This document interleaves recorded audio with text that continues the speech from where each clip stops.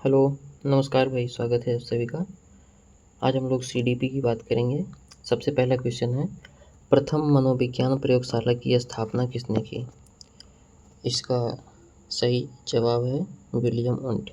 1879 में William Wundt ने Germany के लिप्जिग शहर में प्रथम मनोविज्ञान प्रयोगशाला की स्थापना की। इन्होंने अपनी प्रयोगशाला में चेतना के अध्ययन पर जोर दिया और कहा कि चेतना हमारे हर अनुभव का आधार है। क्योंकि चेतना की एक संरचना होती है, इसलिए इनका सिद्धांत जो है संरचनावाद कहलाया।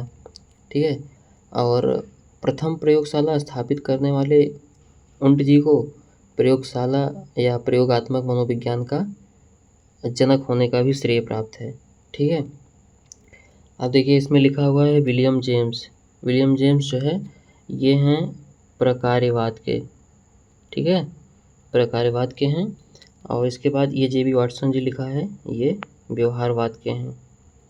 ठीक है, ध्यान से देखिएगा सवाल, ये बहुत रिपीटेड सवाल हैं। आगे देखिएगा, क्वेश्चन नंबर 2 है, शास्त्रीय अनुबंधन के सिद्धांत का प्रतिपादन किसने किया?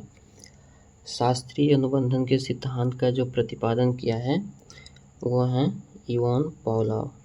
ठीक है, जो कि व्यवहारवाद से, ये जो है व्यवहारवाद से कनेक्टेड हैं। ठीक है, व्यवहारवाद से।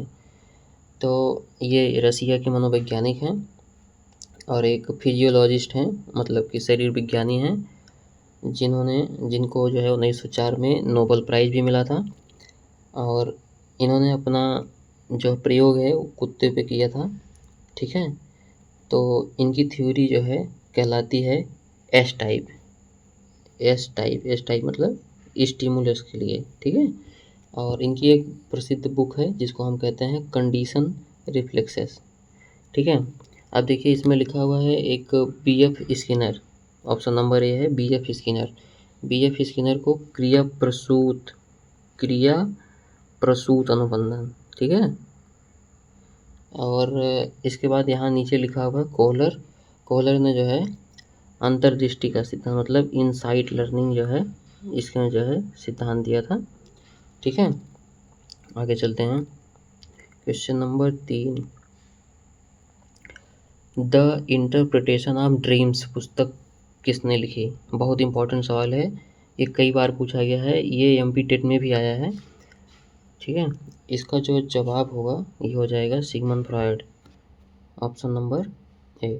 ठीक है, इसमें क्या कहा गया है, स्वप्न में दिखने वाली छवियों, भावनाओं और विचारों का विश्लेषण करके छिपी हुई भावनाओं व अर्थों को उजागर करने की जो विधि है वो इस पुस्तक में लिखी है, इंटरप्रिटेशन ऑफ ड्रीम्स में।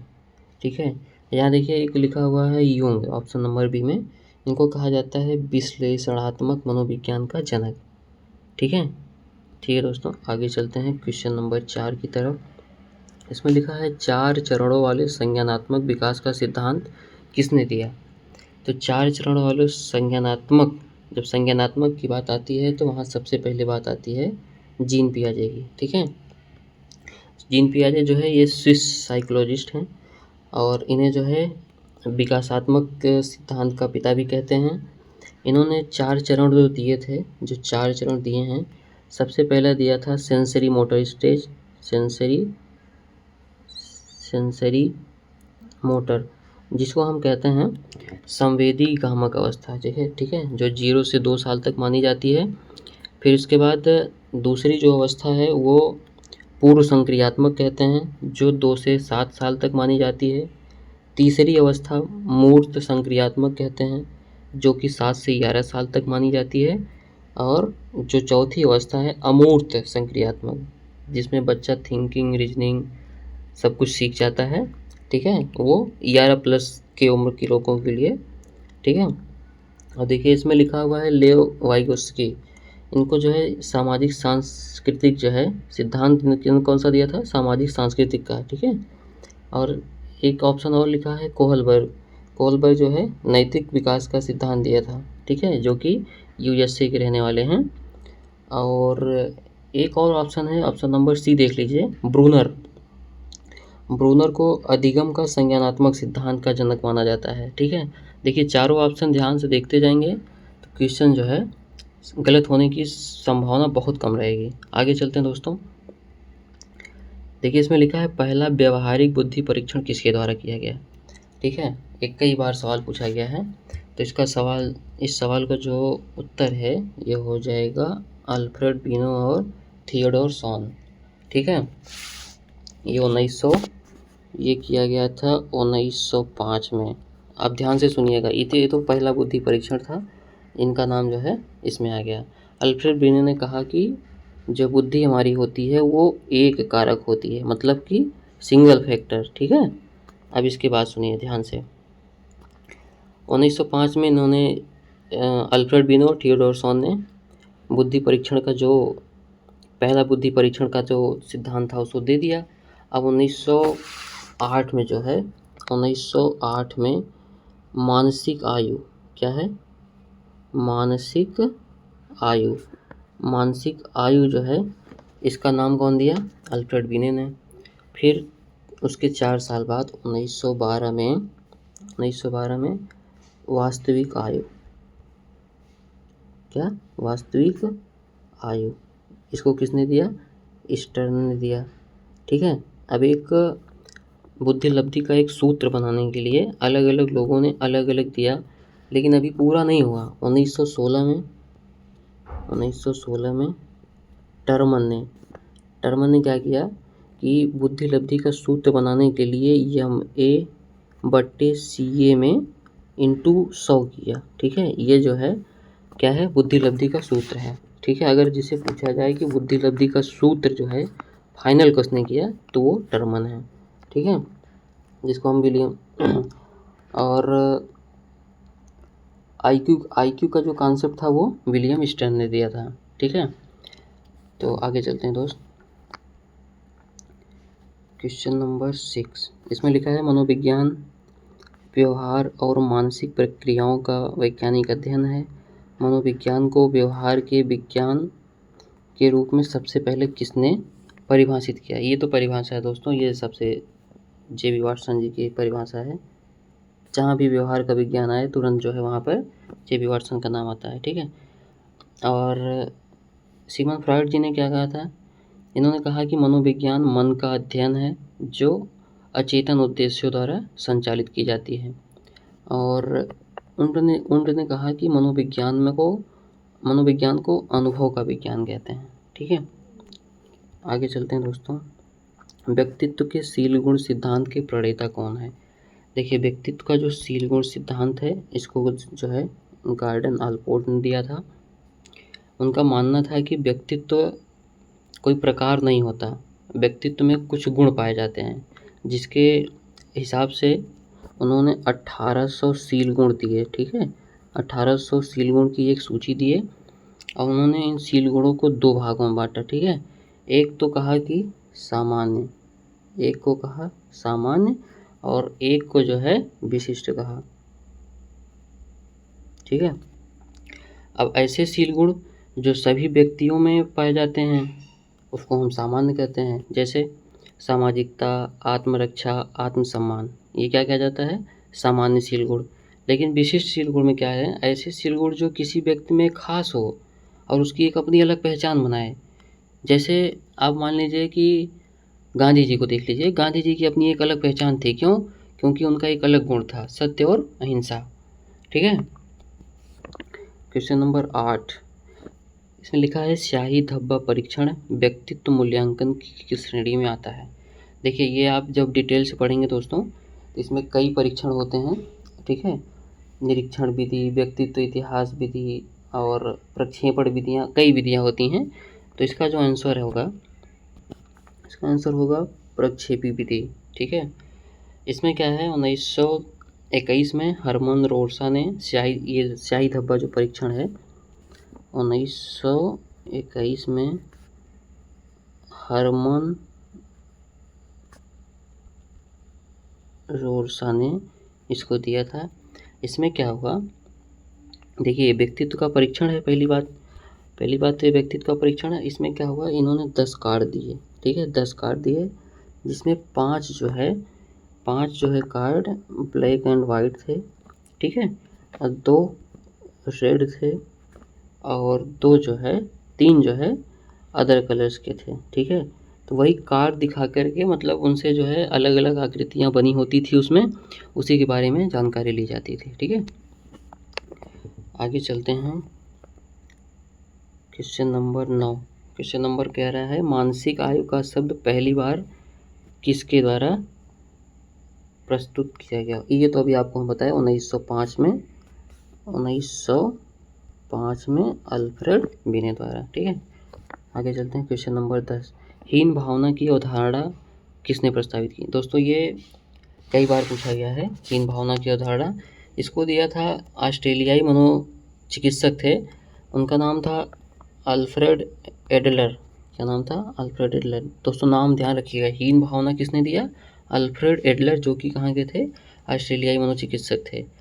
इन्होंने कहा कि यह एक ऐसी मनोवैज्ञानिक स्थिति है जिसमें व्यक्ति में अपर्याप्तता या कम आत्मसम्मान और असुरक्षा की भावना लगातार और तीव्र रूप से बनी रहती है, मतलब एकदम हीनता की भावना। ठीक है, आगे चलते हैं। क्वेश्चन नंबर 11 कह रहा है अमेरिकी मनोविज्ञान के जनक के रूप में किसे जाना जाता है। तो अमेरिकी, अभी आपको बताया, अमेरिकी मनोविज्ञान के रूप में विलियम जेम्स को जाना जाता है। और एक ऑप्शन है इसमें, देखिए कार्ल रोजर्स। कार्ल रोजर्स ये अमेरिकन थे, इन्होंने कौन सा सिद्धांत दिया था? मानवतावादी सिद्धांत। कौन सा? मानवतावादी सिद्धांत। उन्होंने कहा कि प्रत्येक व्यक्ति जो है व्यक्ति में जन्मजात रूप से विकास करने और अपनी इच्छा पूरी क्षमता तक, मतलब कि आत्मसिद्धि तक पूरा करने की इच्छा होती है। ठीक है, क्वेश्चन नंबर 12 है क्रिया प्रसूत अनुबंधन किस मनोवैज्ञानिक ने दिया। क्रिया प्रसूत अनुबंधन को BF स्किनर। ठीक है, ये USA के जो है मनोवैज्ञानिक थे, और ये आपको बता दूं कट्टर व्यवहारवाद, जिसको हम कहते हैं रेडिकल बिहेवियरिज्म। ठीक है, इन्होंने अपना प्रयोग चूहे पर किया, और चूहे को जिस बॉक्स में रखा था उसको हम स्किनर बॉक्स, या उसको हम कौन सा बॉक्स, देखिए जिस बॉक्स में रखा था कहीं कहीं लिखा मिलेगा स्किनर बॉक्स, और कहीं कहीं आपको लिखा मिलेगा कि ये जो है ब्लैक बॉक्स है। ठीक है, चूहे को किस बॉक्स में रखा? ब्लैक बॉक्स में। और इनका जो अनुबंधन था, मतलब जो ये कंडीशनिंग थी, ये सिर्फ से और सिर्फ जो है रिस्पॉन्स पे बेस्ड थी। किस पे? रिस्पॉन्स पे। इसलिए इसको हम R टाइप थ्योरी भी कहते हैं। ठीक है, और इन्होंने 2 वर्ड यूज किए, 2 वर्ड, एक तो था पुनर्बलन, क्या? पुनर्बलन, और एक था जो है दंड। ठीक है, पुनर्बलन क्या करता है? ये अधिगम को बढ़ाता है, मतलब सक्रियता रखती है। जैसे अभी आपने कोई काम किया और आपको बोले शाबाश बहुत बढ़िया, तो आपको एक पुनर्बलन मिलेगा और आप जो है अधिगम को बढ़ाएंगे। लेकिन वहीं आपने कुछ ऐसा काम कर दिया जिसमें हम आपको दंड देते हैं, जैसे कुछ सजा देते हैं, तो उससे क्या होगा? अधिगम घट जाता है। इन्होंने एक और वर्ड दिया था दोस्तों, टोकन इकोनॉमी। ठीक है, बहुत ध्यान से इसको मतलब बस याद कर लीजिए कि टोकन इकोनॉमी वर्ड किसने दिया था? उसको दिया था स्किनर जी ने। ठीक है, चलिए आगे चलते हैं। क्वेश्चन नंबर 13 है। क्वेश्चन नंबर 13 में लिखा हुआ है बुद्धि व्यक्ति की उद्देश्यपूर्ण ढंग से कार्य करने, तर्कसंगत रूप से सोचने और अपने व्यवहार के साथ प्रभावी ढंग से निपटने की वैश्विक क्षमता है। यह परिभाषा किसने दी थी? यह परिभाषा दी थी डेविड वेक्सलर ने। ठीक है, क्वेश्चन नंबर A, इसको देख लीजिएगा। ठीक है, इसमें कुछ याद करने वाला है बस। आगे चलते हैं। क्वेश्चन नंबर 14 है, कह रहा है समीपस्थ विकास का सिद्धांत किसने दिया? समीपस्थ विकास का, जिसको हम कहते हैं जोन ऑफ प्रॉक्सिमल डेवलपमेंट, इसको दिया था जो है वाइगोस्की ने, लेव वाइगोस्की ने। ठीक है, ये एक आपको बता दें रसिया के वैज्ञानिक थे, मनोवैज्ञानिक थे, जो कि इनका डेट भी कभी कभी पूछा जाता है, 1896 से 1934 तक। ठीक है, ये हो गया। इसके बाद आपको बता दें इन्होंने कौन सा सिद्धांत दिया।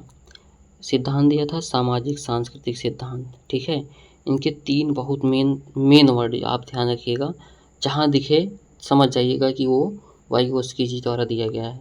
तो सबसे पहला वर्ड है सोशल, दूसरा वर्ड है इसके फोल्डिंग, और तीसरा वर्ड है MKO मतलब मेक नॉलेजेबल अदर। ठीक है, ये 3 वर्ड जो है एकदम ध्यान से, मतलब कि बच्चा जो है समाज से सब कुछ सीखता है। इसके फोल्डिंग जो होती है ये अस्थायी सहायता होती है, जैसे हम कुछ सीख रहे होते हैं, इसको अभी मैं आपको बता रहा हूँ। और मेक नॉलेजेबल अदर का मतलब है कि बच्चा उसी से सीखेगा जो उससे जो है थोड़ा ज़्यादा जानकार होगा। ठीक है, और इनकी एक बहुत फेमस बुक है, इसको ध्यान दीजिएगा, जो कई बार पूछी गई है, जो कि है थॉट एंड लैंग्वेज। ठीक है, ये इनकी बहुत फेमस बुक है।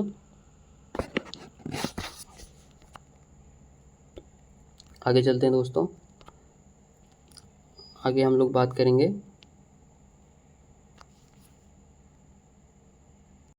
ठीक है। इसके बाद हम लोग बात करेंगे कि और इन्होंने क्या कहा। इन्होंने कहा कि भाषा विचार से पहले आती है, भाषा पहले विचार बाद में आती है। क्या कहा भाई उसकी ने कि भाषा, ध्यान दीजिएगा ये बहुत, भाषा पहले विचार बाद में। ठीक है, और इसी का जस्ट उल्टा पियाजे ने कहा था। पियाजे ने क्या कहा था कि विचार पहले और भाषा बाद में। ठीक है, बच्चों में विचार पहले आता है, भाषा बाद में आती है। ठीक, चलते हैं क्वेश्चन नंबर 15। पूछा है कि बुद्धिलब्धि शब्द गढ़ा किसने। ठीक है, बुद्धिलब्धि शब्द को गढ़ा किसने, तो इसका उत्तर हो जाएगा, को बता दूं, विलियम अस्टर ने। ठीक है, इसको कब गढ़ा, 1912 में। अभी हम आपको बताए ही कि 1905 में अल्फ्रेड बीने ने मानसिक आयु का संप्रत्यय दिया। ठीक है, आगे चलते हैं क्वेश्चन नंबर 16 है, कह रहा है कि बिहेवियरिज्म मतलब व्यवहारवाद पुस्तक के लेखक कौन है। व्यवहारवाद पुस्तक के लेखक कौन है, इसका उत्तर हो जाएगा जो है JB वाटसन। ठीक है, जो कि 1924 में लिखा गया था। अमेरिका के हॉपकिंस विश्वविद्यालय में इन्होंने व्यवहारवाद की नींव रखी थी, और इन्होंने कहा कि चेतना अस्पष्ट है, इसमें बाहर से दिखाई देने वाले व्यवहार का अध्ययन किया जाना चाहिए, और जो उद्दीपक होता है, उद्दीपक मतलब जो हमें उत्तेजित करता है, वो हमारे जो है बाहरी वातावरण में होता है। ठीक है, और इनको जो है बाह्य दर्शन विधि का जनक भी कहते हैं। ठीक है, अब देखिए एक ऑप्शन लिखा है, ऑप्शन बी में स्किनर। स्किनर की जो बुक है उसको बोलते हैं वर्बल बिहेवियर। ठीक है, ये पूछी जाती है दोस्तों, इसको ध्यान दीजिएगा, वर्बल बिहेवियर। और किसकी बुक है एक, हाँ, पावलाव की एक किताब है, इसको देख लीजिएगा, कंडीशनड रिफ्लेक्सेस। दोस्तों ध्यान से सुनिएगा, थोड़ा इंग्लिश में लिखा नहीं रहा इसमें, कंडीशन रिफ्लेक्सेस। ठीक है, आगे चलते हैं क्वेश्चन नंबर 17 कह रहा है कि 16 व्यक्तित्व कारक प्रश्नावली, मतलब 16 जो है पर्सनालिटी फैक्टर किसने दिए थे, ये दिए थे रेमंड कैटल। ये बस एक लाइन का हमेशा यही सवाल पूछा जाएगा, इसके 16 व्यक्तित्व कारक पूछे नहीं जाते हैं, बस यही कि 16 व्यक्तित्व कारक की प्रश्नावली किसने प्रस्तुत की थी। ठीक है, अब देखिए एक ऑप्शन दिया है गार्डन अल्पोर्ट। अल्पोर्ट जो है, इन्होंने अभी आपको मैंने बताया कि शील गुण सिद्धांत जो है, शील गुण का सिद्धांत दिया था। ठीक है, और एक ऑप्शन है देखिए जुंग ने व्यक्तित्व को तीन भागों में डिवाइड किया, जिसको कहते हैं इंट्रोवर्ट मतलब कि अंतर्मुखी, एक्सट्रोवर्ट बहिर्मुखी, और एक होता है एम्बीवर्ट मतलब कि उभयमुखी।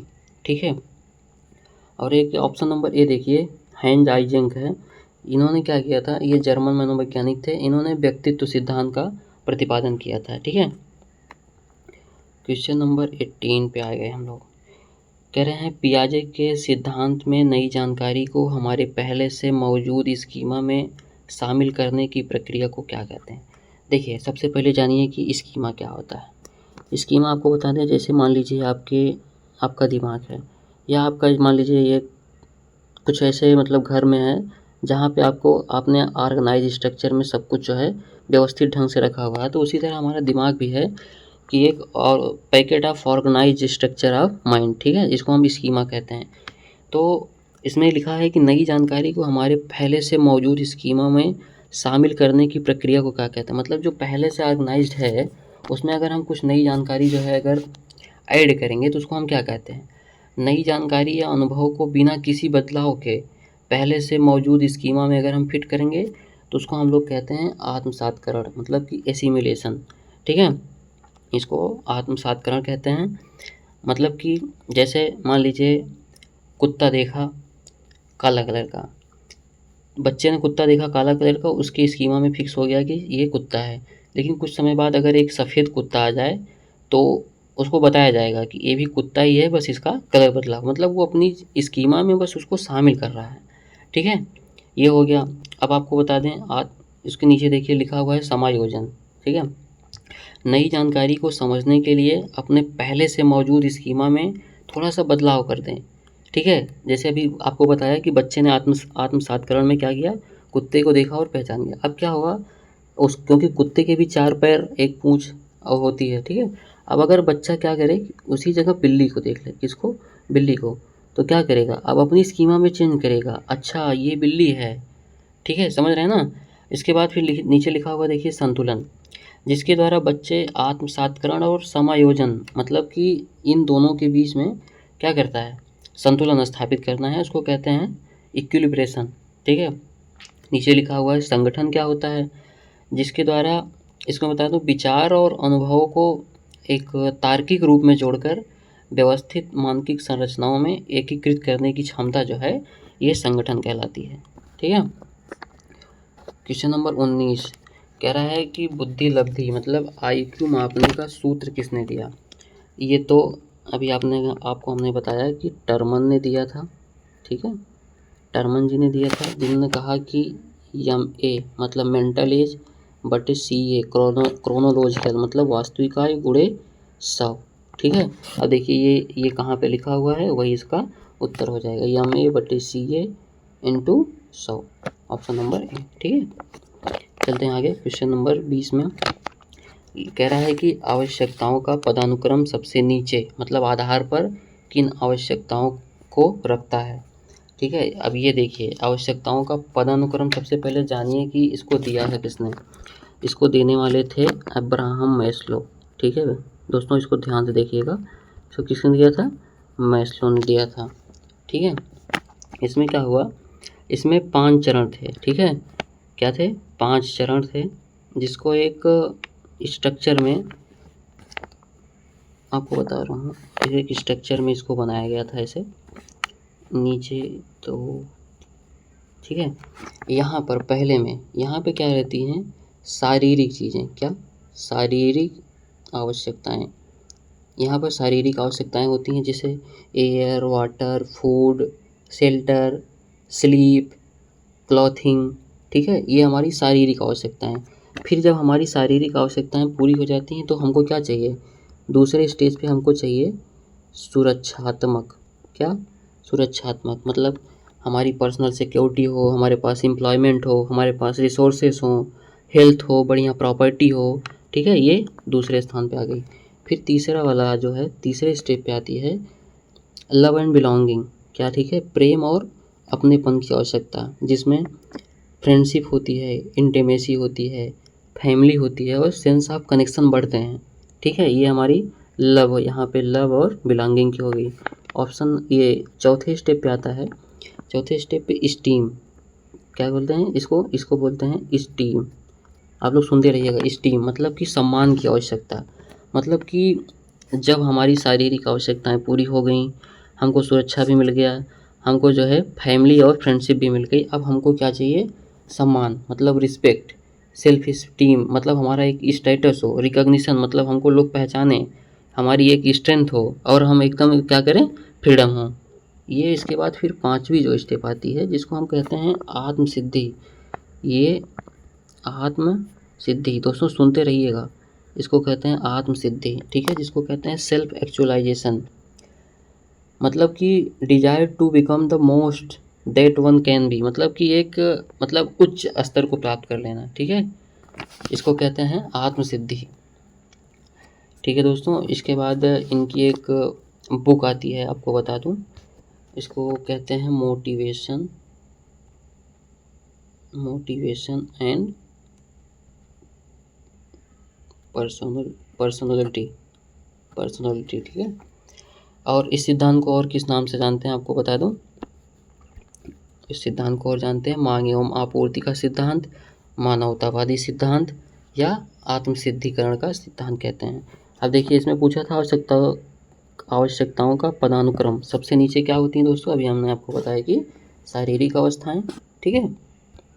चलते हैं आगे, question number 21, principle of psychology पुस्तक के लेखक 1890 में, ये विलियम जेम्स, अभी हमने आपको ऊपर भी डिस्कस किया था इसके पहले वाले क्वेश्चन में थोड़ी देर पहले, ठीक है। आगे चलते हैं, कह रहा है अधिगम में प्रभाव का नियम तैयार किया। अधिगम में प्रभाव का नियम तैयार करने वाले थे थॉर्नडाइक। थॉर्नडाइक ने 3 नियम दिए, ठीक है, 3 नियम दिए जिसको हम आपको बता दें कैसे याद करना है, ध्यान दीजिएगा। सबसे पहले दिए तत्परता का सिद्धांत, ठीक है। दूसरे बात प्रयोग और प्रभाव,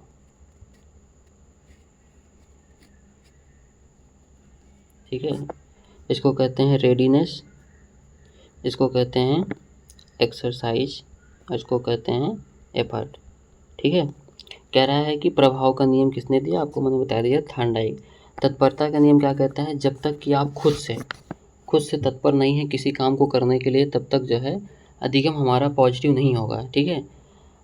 और प्रभाव क्या कहता है, प्रयोग देखिए क्या कहता है, प्रयोग में 2 चीज़ें होती हैं, एक यूज होता है और एक डी यूज। देखिए यूज अगर हम किसी चीज़ को मतलब पॉजिटिव वे में करेंगे तो उसका जो प्रभाव होगा वो क्या होगा, पॉजिटिव होगा।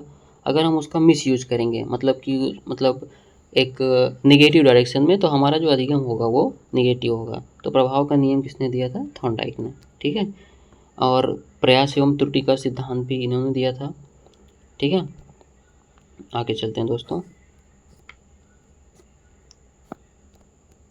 क्वेश्चन नंबर 23, व्यक्तित्व, ये डेफिनेशन है, इसको याद करना है। व्यक्तित्व व्यक्ति के भीतर उन मनोवैज्ञानिक प्रणालियों का गतिशील संगठन है जो उसके विशिष्ट व्यवहार और विचार को निर्धारित करता है।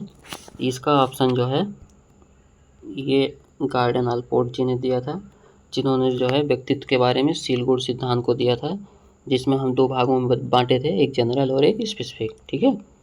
आगे चलते हैं, क्वेश्चन नंबर 24 कह रहा है अधिगम के संदर्भ में पाठ या ढांचा मुख्य रूप से किससे संबंधित है। पाठ या ढांचा किससे संबंधित है, ये वाइगोत्स्की जी से संबंधित है, ठीक है। ऑप्शन नंबर डी वाइगोत्स्की जी से संबंधित है। पाठ क्या कहते हैं, जैसे मान लीजिए बच्चा गाड़ी चलाना सीख रहा है लेकिन पूर्ण रूप से गाड़ी चलाना अभी नहीं जानता है, सीख रहा है तो कुछ उसका अपना होगा, मतलब कि उसको बोलते हैं ZAD, zone of actual development, जो कि उसने खुद से, जैसे मान लीजिए गाड़ी को बस संभालना सीखा है, अभी कुछ और जानकारी उसको नहीं है, तो उसको हम पूरी तरह से ट्रेंड करने के लिए जो अस्थाई सहायता देते हैं, ठीक है, अस्थाई सहायता देते हैं, जैसे कि ये क्लच है, ये गियर है, ऐसे ऐसे ये काम करेगा, उसको हम कहते हैं पाड़, इसके फोल्डिंग, ठीक है। अस्थाई सहायता को ही क्या कहते हैं, अगर हम अस्थाई सहायता दे दें तो फिर बच्चा कहाँ पहुँच जाता है, ZPD, zone of proximal development, ठीक है, समीपता का सिद्धांत कहते हैं, ठीक है। आगे चलते हैं, क्वेश्चन नंबर 25 कहता है बुद्धि का द्विकारक मतलब जी कारक और एस कारक सिद्धांत किसने दिया, इसको दिया था चार्ल्स स्पीयरमैन ने, ठीक है, चार्ल्स स्पीयरमैन ने, ऑप्शन नंबर ये हो जाएगा। इन्होंने ही त्रिकारक सिद्धांत भी दिया था, जिसमें एक ग्रुप फैक्टर को भी ऐड कर दिया था, ठीक है। और ये हार्वर्ड गार्डनर जी ने, इन्होंने बहुबुद्धि का सिद्धांत दिया था, ठीक है। तो आज के लिए दोस्तों इतना ही, 25 क्वेश्चन था आज के लिए, ठीक है। बाकी हम लोग जो है अब नेक्स्ट क्लास में करेंगे। और कैसा लगा दोस्तों एक बार आप बताइएगा ज़रूर, ठीक है। थैंक यू दोस्तों, थैंक यू सो मच।